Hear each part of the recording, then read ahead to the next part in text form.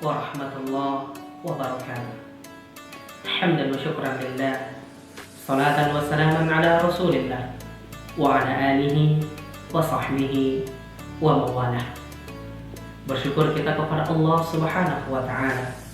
Salawat dan salam semoga senantiasa tercurah untuk Nabi kita Muhammad sallallahu alaihi wasallam. Masyarul muslimin dimanapun berada, hari ini kita telah berada pada 3 Ramadan 1443 Hijriah, atau bagi kita yang mengikuti hasil keputusan Sidang Isbat Kementerian Agama Republik Indonesia, hari ini adalah hari kedua Ramadan kita. Begitu banyak kemuliaan, keutamaan yang Allah berikan terhadap bulan Ramadan ini. Namun yang perlu menjadi perhatian kita adalah apakah Ramadan, ibadah yang kita lakukan di dalamnya, sudah memenuhi syarat-syarat ibadah yang diterima oleh Allah Subhanahu wa ta'ala. Khawatirnya yang kita takutkan adalah kita sudah capek-capek beribadah, tetapi ternyata ibadah kita sia-sia belaka.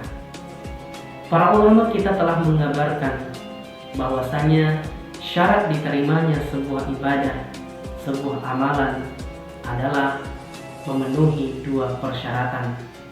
Yang pertama, ikhlas karena Allah Subhanahu wa ta'ala. Ibadah yang tidak ikhlas karena Allah, maka ibadah itu tidak diterima oleh Allah Subhanahu wa ta'ala.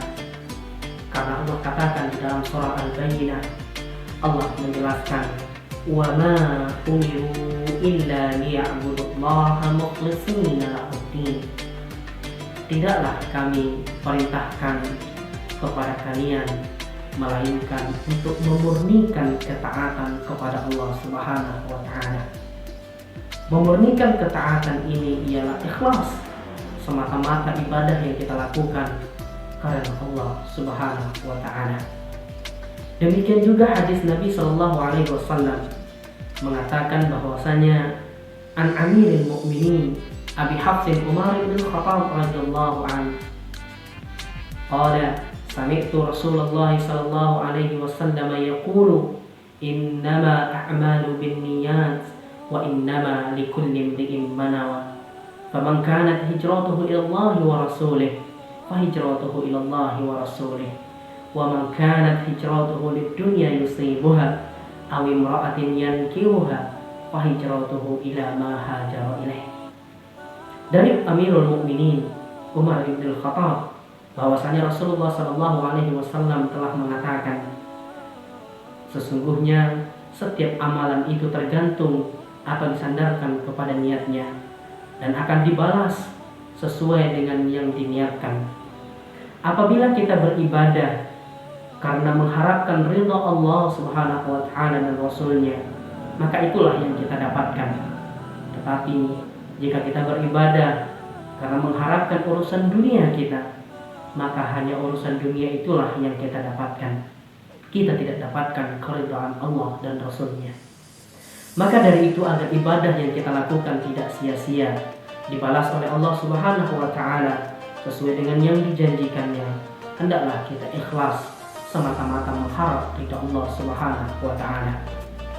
Yang kedua, syarat ibadah agar diterima oleh Allah Subhanahu wa ta'ala hendaklah mengikuti petunjuk dari Rasulullah sallallahu alaihi wasallam, contoh dari Nabi sallallahu alaihi wasallam, sebagaimana yang dikabarkan oleh Aisyah kepada kita, bahwasanya Aisyah mengatakan dalam sebuah hadis Rasulullah sallallahu alaihi wasallam, man ahdasa fi amrina hadza ma laysa minhu fahuwa raddun.